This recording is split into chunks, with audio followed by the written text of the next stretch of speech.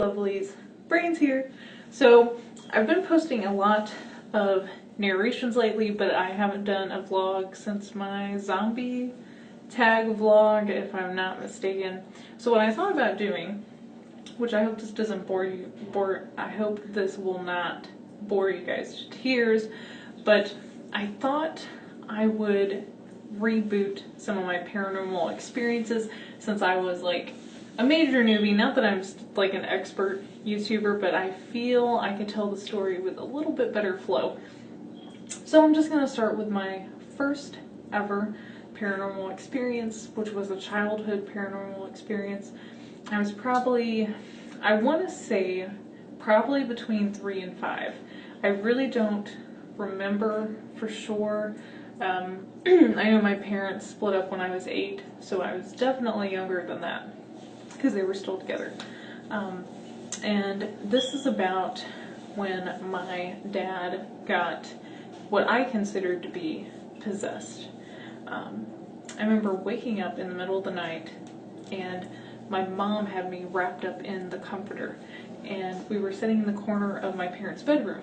And when I was little, I loved to sleep with my parents because my dad puts off an amazing amount of body heat, and I would cuddle up against his back, and I was like a huge daddy's girl. So I slept with them, not because I was scared, it was really just because I wanted to sleep with them. And so that's why I was in their room to begin with. And my mom had me wrapped up in this comforter so tight that like my whole body had went completely numb. Like I felt like I couldn't feel anything, which at the time as a child I probably didn't understand that my body was asleep. I just realized I couldn't move, and it freaked me out, which, excuse me, from that incident, I think that's probably why now, if I'm like under the covers, I don't like my feet to be tangled. Like sometimes me and my husband will wrestle around, and if I have a cover and he's like sitting on me, like messing up my hair or whatever, and I can't move my legs, I like had this freak out moment and like turn into the devil and like, get off me! My eyes roll back in my head. No, I'm kidding. Anyway, see, I'm still trailing off. So, I woke up in my parents' room wrapped up tightly in this comforter, and I was crying because when your whole body's numb like that, it kind of hurts. You know, you get like that needle prickly feeling, like if your foot goes to sleep. Well, imagine if that was like over your whole body, like your arms, everything, and you're only like 3 to 5 years old. Like that's pretty creepy. Anyway, so I look at my dad, and my mom puts me down to go like talk to my dad and try to get him to snap out of it. And we had this headboard and footboard that was my great grandparents, and it just got passed along, and it didn't have like the big 4 posters or the 4 post bed, you know what I'm talking about, but it had shorter posts on it, and my dad was like this holding onto the post of the bed, and he was laying flat, and he was about this far off the bed, so maybe a little more, maybe about a foot and a half, maybe 2 feet at the most. If you hear any weird animal noises, it's the dog and cat playing in the living room, by the way. It's nothing paranormal. And I remember just being in awe because obviously, even as a child, I knew that people can't really fly, you know what I mean? And that's what I considered it, like Dad was flying, and how was this happening? And I remember just crying because my mom was so scared, and I was still wrapped up in that comforter. And my dad was like saying all these things, and like he looked like he had rabies, as much as I can remember. I'm surprised I can remember it this much, but I guess it was so profound that I don't think it'll ever leave me. And he was talking, but he was kind of almost speaking in tongues or something, or maybe he was just like so out of his mind at that time that it was just gibberish. I don't know for sure. And it looked like something had a hold of his feet and was trying to pull him off the bed. And my mom started praying, and it's my dad. I've asked him about this as an adult, and he said it's like something had a hold of him and was like literally inside of his, like he said mainly in his chest. And he said all of a sudden it shot out of his feet. He said it felt like I mean, he's never been struck by lightning, but almost like an electrical shock, like bam, and there was like a pop sound. He said, I don't really remember that, but he probably does. And he said that the time that he was possessed, or whatever you want to call it, it's like time went by like really slow. Like he felt like it was for hours, when all reality it was maybe like 3 to 5 minutes.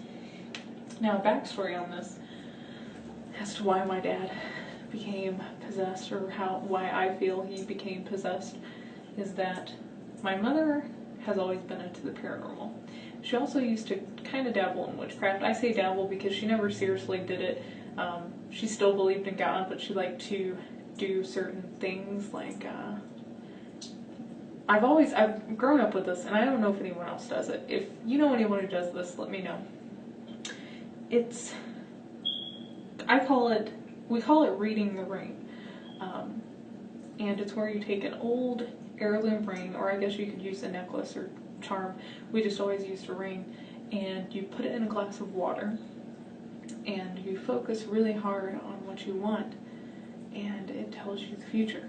You can see pictures and make out pictures of things, and I've tried to do it with my mom as a teenager, and I could never really, like, I felt like I saw some things a few times, but I wasn't really focusing on it. But my mom was like dead serious. Like, I remember her and her mom, my grandma, like reading this ring all the time, and they had one particular ring that they used. My mom would also read tarot cards, which that doesn't really offend me. I mean, you can take it how you want. I'm sorry if that does. My mom also would mess with Ouija boards occasionally, and she had been seeing this shadowy figure, she said, prior to my dad being possessed, like kind of randomly around the house, like out the corner of your eye, or it would be like, you know, dark in the bedroom, but she would look like up in the corner of the room and there was just a darker spot. So I think it was probably either a really bad spirit, or maybe even, God forbid, a demon. And yeah, so we're gonna blame it on my mom for my dad being possessed, but she was messing with those kinds of things, and she wasn't going about it the right way. I personally will never touch a Ouija board because I've had bad things happen. It wasn't like 666 or anything like that, but I have a video about it, but I'm probably going to reboot it anyway. Not right now, but I had a being that followed me for a long time after I messed with a Ouija board. It never really hurt me, but he was creepy as shit to see, and he only showed himself to me once. But that's another story. So that's my first paranormal experience. Let me know what you guys think. There was one time that I felt, I don't think I was possessed, but I think a spirit was really working on me, which I can probably tell you really quick. I got out of the shower, and I noticed that my left arm or right arm, one of my arms was numb. Like, whichever arm it is, whenever you're having a heart attack, I always forget. I don't know if it's left or right. But that arm was numb, and my friend was like, oh my God, I hope you're not having a stroke. And I was like, what? Like, you're crazy. So I'm like, let's go to town. I said, I need, some fresh air. Well, as I was driving, my legs started to get numb, and I had that same, like, pinprick asleep feeling. And then it's like my mouth and my gums and my tongue and everything was numb. And we went and we checked my blood pressure, and it was like dangerously high. It was like hypertension, like you're having a stroke or on the verge of having a stroke. However, if you listen to my heart, it was fine. But whenever I just went to like Walmart and did the little blood pressure thing where you put your arm through the little thing and it puffs up, I don't know. And so I said, let's go get something to eat. I said, maybe, because I hadn't eaten that day, and I thought, well, maybe, I don't know, I just need to eat. So we went to McDonald's, and my friend was saying I was acting like really weird, and I felt really weird. Like, I felt like I was looking out of someone else's eyes. I know that sounds like really weird and far-fetched and like really deep, but it felt like, it's like I was standing next to me looking, I don't know how to describe it. It's like I was in my body, obviously, but I don't know, it's like I was looking through someone else's eyes, or I don't know. It's so hard to explain. and I was like, she said I was like giving people like really dirty looks for no reason, and a few times she said I was kind of mumbling, but it could have just been because, I don't know, I didn't have a stroke, and it just went away, like it just stopped. And I totally came normal. I had a really bad, severe headache, which this could be medical reasons, I don't know. I just know that I've never felt like that before, and I've never felt like that ever again. So, yeah, I don't know what it is, but like father, like daughter, right? But anyway, that's my first paranormal experience, along with a little tidbit. I feel like I saw something behind me. I've been watching way too many scary movies. I know this is probably really late, but I watched The Human Centipede and The Human Centipede 2 last night with my husband. And those are some messed up movies. Like, I've watched Cannibal Holocaust and some really, like, just gory, awful movies, but the Human Centipede 2, that is pardon my French, fucked up movie. I was like, what the fuck are we watching? I almost wanted to like take a shower or like pray to God after watching that movie, because it just, I don't know, it was just really messed up. So if you want to watch a really creepy, it's creepy in the fact that someone could legitimately do that. So now I joke and tell Brandon, you know, like, don't ever let me get kidnapped because someone might make me into a human centipede. I'm not going to tell you everything, but you should check it out if you like gory, really gross and really terrible stuff. Check out the second one. The first one is still terrible, but it's not near as bad as the second one, in my opinion. Anyway, guys, I'm gonna go because I haven't eaten yet, and it's pushing like 6:30 p.m. where I'm at, and I got off work at 4, and I'm starving, and I've been cleaning, and I'm just pooped. So I'm just probably gonna go watch some horror movies. Like I need any more horror in my head. And I'm going to draw a little bit for a friend who wants me to draw some of their characters for a book. So I will see you guys later.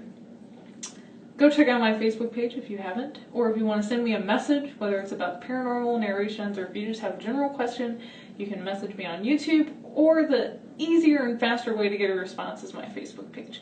So again, bye lovelies, and stay spooky.